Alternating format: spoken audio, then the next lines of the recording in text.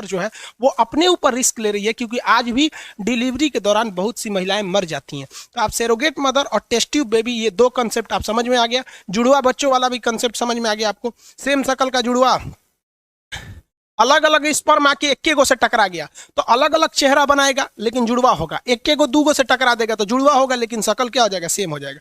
ये दो कंसेप्ट समझ में आ गया कि नहीं आ गया, आप बताएं।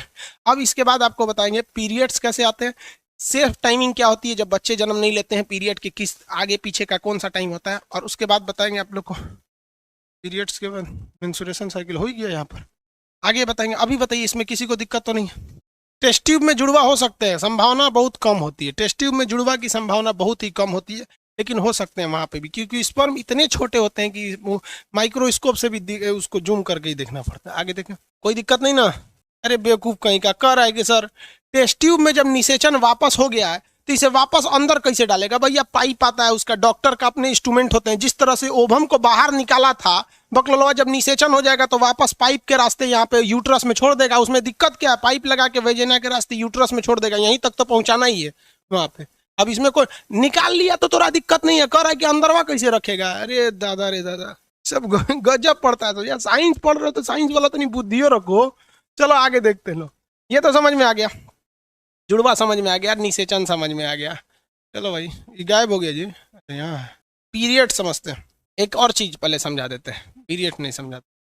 यहाँ देखिए, ये यूट्रस है और ये आपका फॉलोपियन ट्यूब है, ये फॉलोपियन ट्यूब है और ये यूट्रस है। इसमें समझिए गैमेट क्या होता है।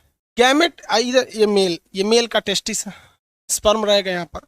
अब गैमेट किसे कहा जाता है? युग्मक। ध्यान से समझो, अब ये टॉपिक नहीं समझ में आएगा फिर।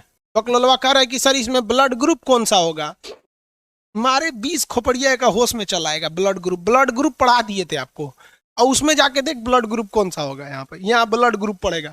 चलिए ध्यान से देखिए, यहाँ पर गैमेट किसे कहते हैं? मेल गैमेट और फीमेल गैमेट। मेल गैमेट को बोलते हैं स्पर्म। मेल गैमेट मतलब क्या होता है? स्पर्म। जरा एगो हिंदियो लिखो और फिर इंग्लिशो लिखो। मेल गैमेट किसे कहते हैं? स्पर्म को। और फीमेल गैमेट किसे कहते हैं?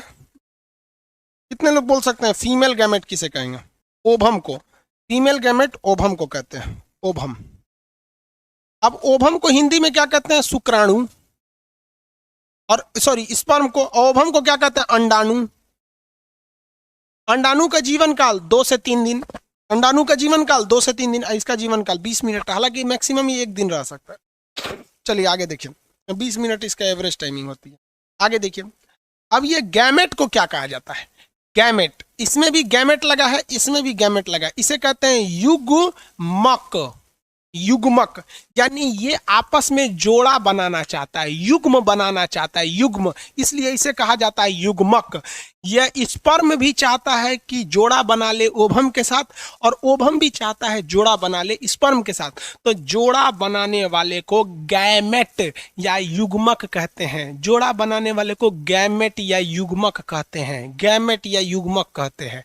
Male gamete sperm, male gamete sperm यानी नर युग्मक शुक्राणु, नर युग्मक शुक्राणु, मादा युग्मक अंडाणु। मादा युग्मक अंडाणु जैसे ये मिलेंगे उस क्रिया को कहते हैं निषेचन, उस क्रिया को कहते हैं निषेचन। बताइए इंग्लिश में फर्टिलाइजेशन। निषेचन कहाँ होता है? फॉलोपियन ट्यूब में। निषेचन कहाँ होगा? फॉलोपियन ट्यूब में। चलिए इनका निषेचन करा देते हैं। ये दोनों आपस में मिल जाएंगे, दोनों आपस में क्या मिल जाए? मिल जाएंगे। तो जब ये मिल जाते हैं तो उन्हें कहा जाता है युग्मनज जाइगोट। क्या कहा जाएगा? जब ये मिल जाते हैं तो इसे जाइगोट कहते हैं। जाइगोट हिंदी में कहते हैं युग्मनज। देख बबुआ, यहाँ था युग्मक, इसमें कहेंगे युग्मनज। जब दोनों आपस में मिल गया तो ये हो गया युग्मनज। युग्मनज, युग्मनज। युग्मनज कहाँ बनते हैं? तो फॉलोपियन ट्यूब में। युग्मनज कहाँ बनते हैं? तो फॉलोपियन ट्यूब में। युग्मनज कहाँ बनेंगे? Fallopian tube. देखिए कोई मेल है, कोई मेल है अलग है उधर खड़ा है, कोई फीमेल है इधर खड़ी है। तो फीमेल के पास क्या है? गैमेट यानी युग्मक, उसके शरीर के अंदर ओभम है। कोई मेल इधर है तो इसके शरीर में क्या है? मेल गैमेट है यानी स्पर्म है। जब ये दोनों सेक्सुअल